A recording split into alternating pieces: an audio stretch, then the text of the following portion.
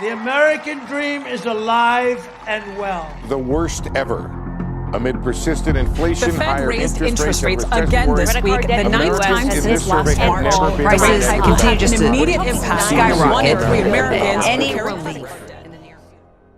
Did you know that 4 out of 5 Americans live paycheck to paycheck, and more than 100 million Americans don't have $1,000 saved for an emergency? At this point, it doesn't even matter how we got here. It does matter that we need to change the direction that we're headed. I get it. There's a lot of more sexy money topics to talk about when we're talking about money, but budgeting is fundamental. You want to buy your jet and your G-Wagon, and you want to talk about Bitcoin and investing. None of that is possible without budgeting.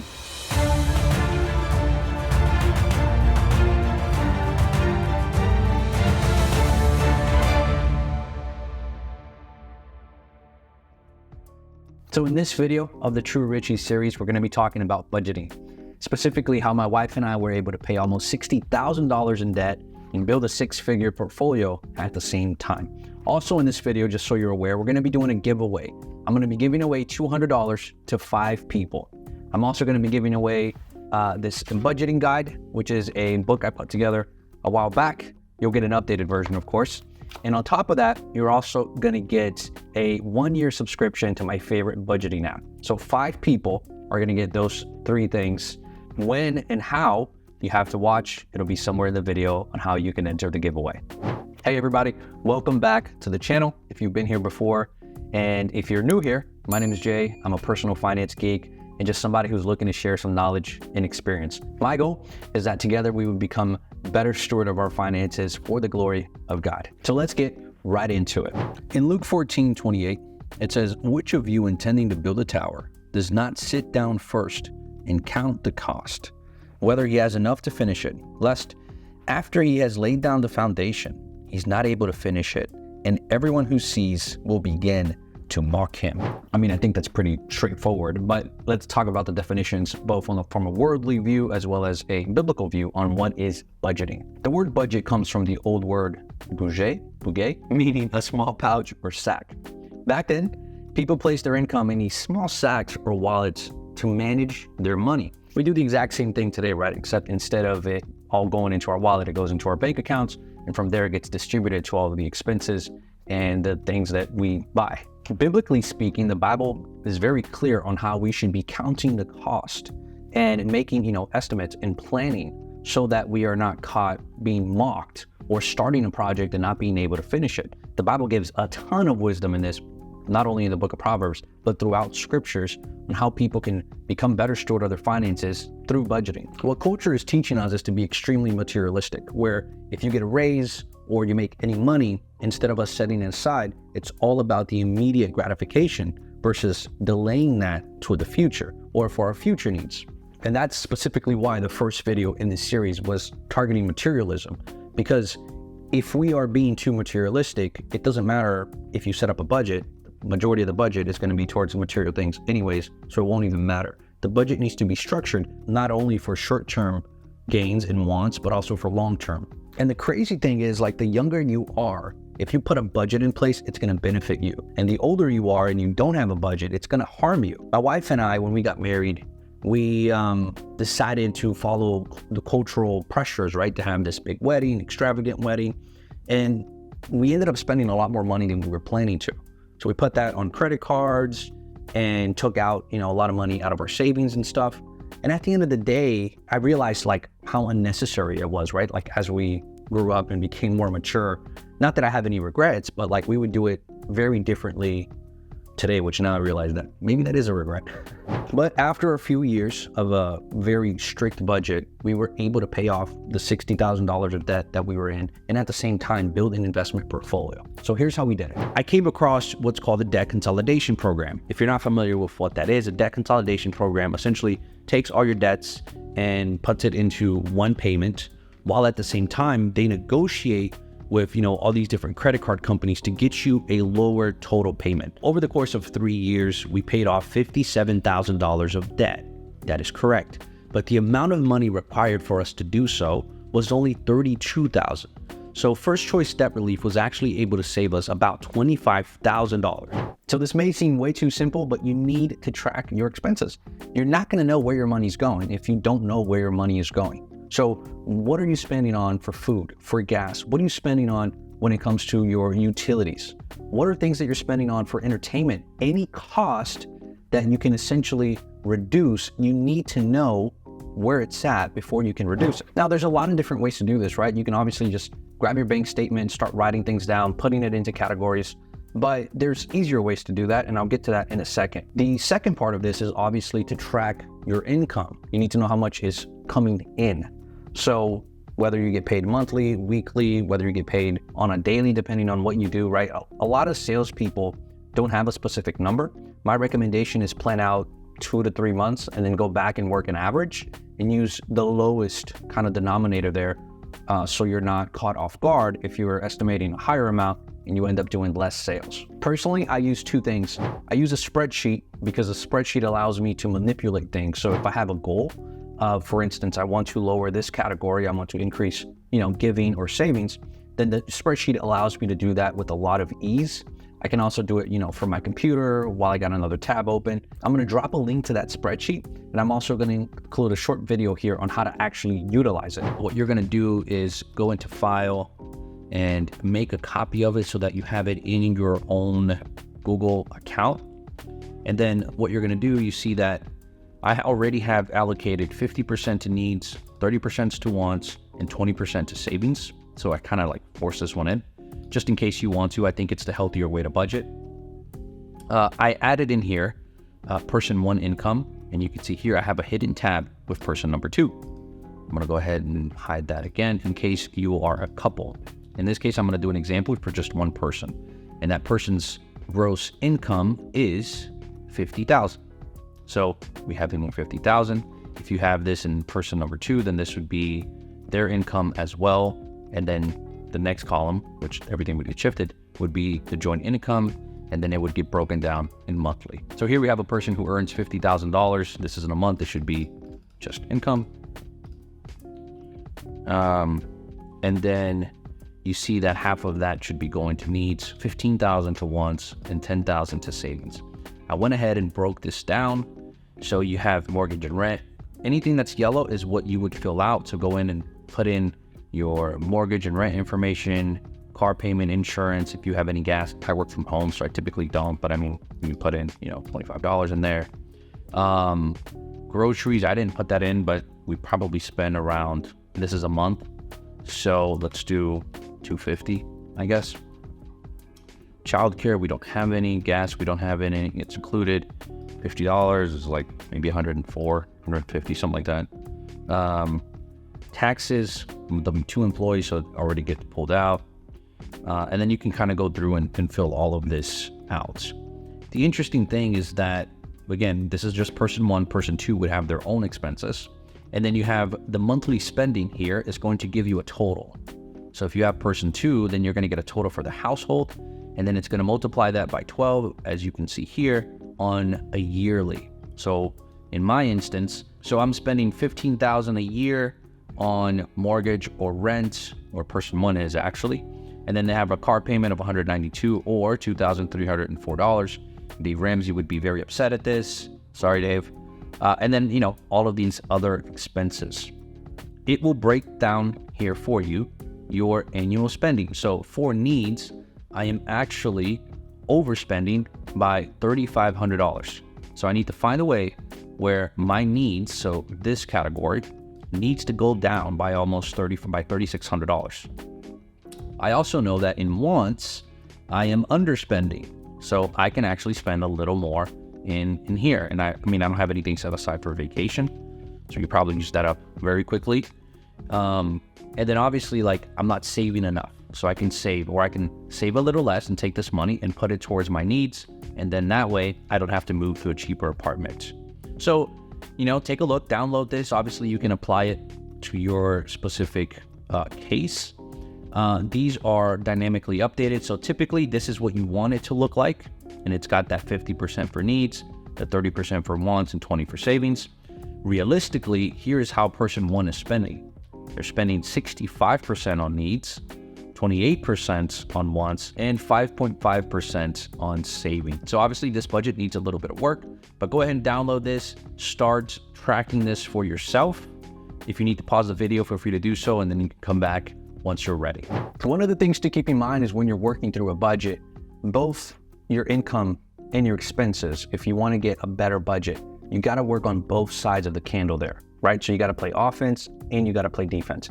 Defense is cutting your cost. You need to figure out ways that you can cut your costs, whether it's subscriptions, call your car insurance company and other companies and make sure that they can, get you a better rate, or go find another company. And the offensive part is you probably can generate more income, right? So go to your boss and say, hey, how can I take on more responsibilities so that I can earn more money? If he's not willing to, play ball, if there are no opportunities, go look for another job. Oftentimes that's a pretty easy solution. But you can also work Uber and you can do delivery. And there's literally a million different ways to skin that cat. While my wife and I were cutting cost to, get our budget back on track, I was able to get a second income. And the reason I was able to do that is because I was just driving Uber, which allowed me to work on my schedule. It's very flexible. I'm not reporting to anybody. I don't need to be in an office or a specific location. So I would leave my actual job and then go drive Uber for a couple of hours. Even if you're making $50 to $100 per day, and you're doing that every day, that's roughly $500 a week. That's $2,000 a month. That's $24,000 a year. If you have $50,000 and you do that for 2 years, you're pretty much done, right? Because you have that additional income and you're able to cut some expenses. You just paid off $50,000. Now imagine you're in a relationship and you can do that and your wife can do that. Or one of you can do that and someone can do that at a lower rate. Maybe your wife has to stay home with the kids or something, but maybe she can do something on the side. Who knows? So I'm just saying, if you're in a relationship and you're both working towards the same goal, you're probably going to accomplish it a lot faster. If you're still watching, I want to say thank you.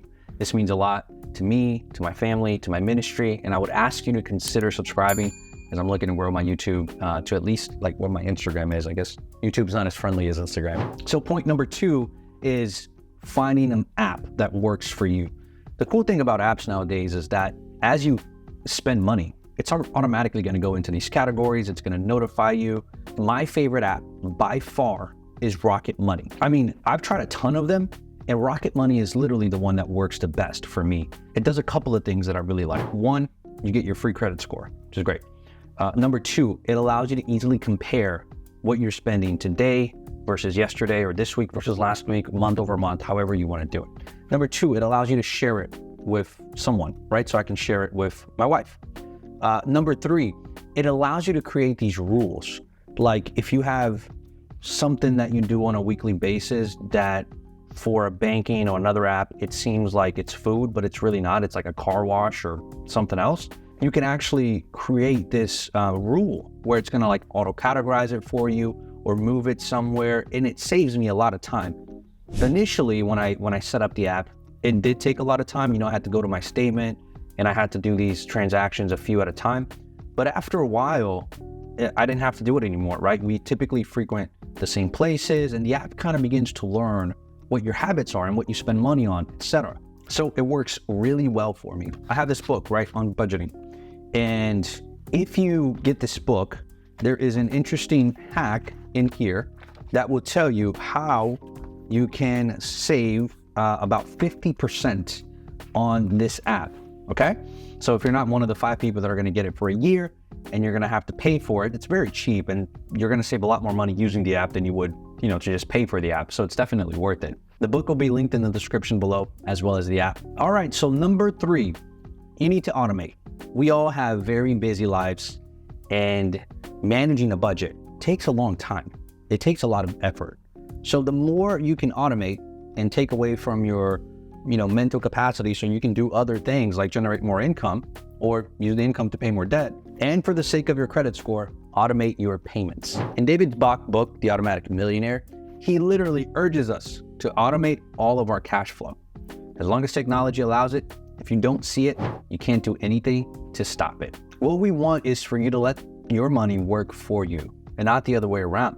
So by automating your finances, you set them up once and let the technology do the hard work for you. It's fairly easy to do as well. I'm gonna show you how to do that in just a second. All right, guys, so it's giveaway time. In this giveaway, we're gonna be selecting 5 people. Each one of the 5 people is going to get $200 in cash to get you jump-started on your budget, on your debt, use it however you need to use it. You're also going to get a year of Rocket Money. So I am going to pay for a year subscription for you so that you can budget.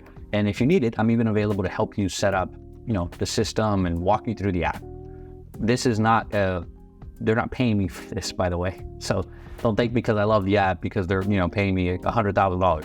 I wish, and if Rocket Money, if you're listening to this, please let the Lord use you.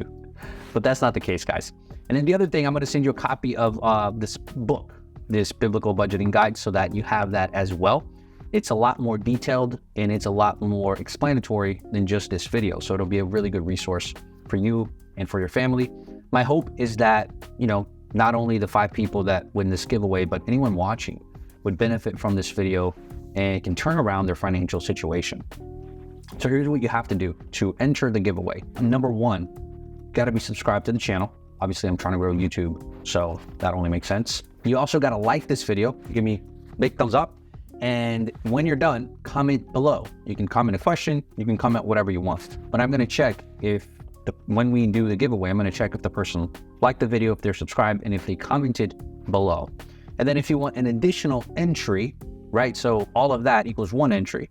And then you can get a second entry, doubling your odds essentially, right? Is by going to the community tab of my channel and interacting with my last post. You'll see what it is when you get there. That's it, guys. This giveaway is going to be going out through the end of the month. So on August 31st, I'm going to do the drawing, and then whatever video I publish the first week of September, I'm going to announce the winners. All right, so back to the regularly scheduled program. The best way that I can think of to automate things is using the envelope system. So if you're not familiar with the envelope system, I'm about to show you what it is. The envelope system is one of the most effective ways to manage your finances. This system, although considered by some as basic, it's proven to be highly effective in helping people achieve financial goals. It involves setting up multiple bank accounts, each account designated for a specific purpose. By setting up each account for a different purpose, you kind of know that the money in there is already earmarked for something else. Easily put, for instance, you have 1 account for recurring bills, 1 account for variable bills, 1 account for taxes. So let me show you how my wife and I do this. And by the way, I love this system because it's easy to use. And some people say you have more big accounts, it's more complicated. The problem is that when you put all the money together in one place, you're more likely to spend it because it seems like there's a bigger amount there. And also, it makes it a little more challenging to automate because if you have an emergency expenditure, now you kind of have to go in and pause certain automations, right? Unless you have a lot more money in that account to cover everything. I prefer to break it up.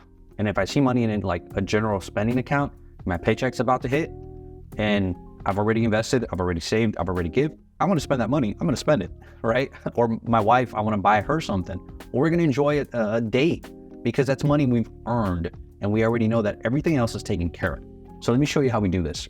So I have a fixed expenses account and I do it on SoFi. SoFi is really good. It's a bit busy, but the money that we hold there is for like anything that's a fixed number because I know how much money needs to go in that account to cover those costs. Insurance, electricity, utilities, stuff like that. Anything that's the same amount recurring, we use that account. I call it fixed expenses. And then we have variable expenses, which are things like gas, maybe clothing, food, which you can kind of budget for, but it's variable, right? You're not going to spend the exact same amount on food every single week or every single month. That probably doesn't happen. So we put additional money in there, which we, my wife and I have a shared accounts. So we both kind of use that for variable expenses. Third, we have short-term savings. So if we have projects or things we want to do within, 3 months, in our same Chase login, there's a Chase savings account there. That allows me to do a couple of things, right? If my variable expenses are too high, I can pull money out of that short-term savings and put it into the variable spending. And that way we're not overdrafted or there's still money in there. But again, it's for short-term savings, short-term projects. There's not a ton of money in there.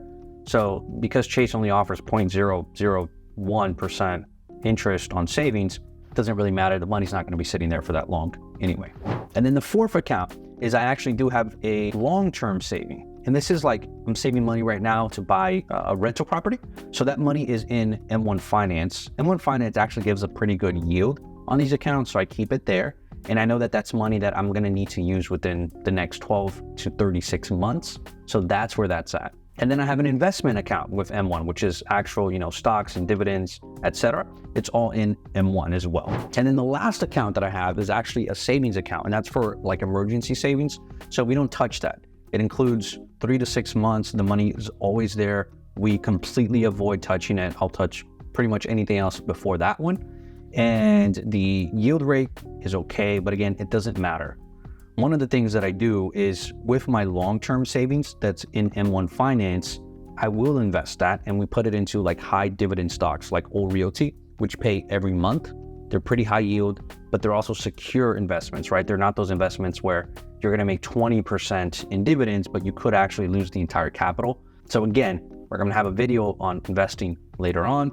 I would probably just sit tight if you have questions or doubts about how to set this up. And once we do that video, you'll have a full understanding on what would be best for you or your use case. All right, guys, so that wraps up this video. If you're still watching, like I said earlier, I want to say thank you. It really means a lot to me, to my family, to my ministry. If you would consider subscribing, turning on your notifications, giving me any support, I want to say thank you. And I'll leave you with this. Any project that you're doing, that you're taking on, any investment, do what Luke says and count the cost. Think it through. Don't be impulsive about it. Don't be materialistic about it. Take a second, think about it. A good rule of thumb is if you want to buy something, wait 48 to 72 hours. And if you still think you really need it, then go ahead and buy it. Make sure it's not on a credit card. We'll cover that later, right? Stewardship 101. But thank you so much, guys. I appreciate it. And I hope you have a great day.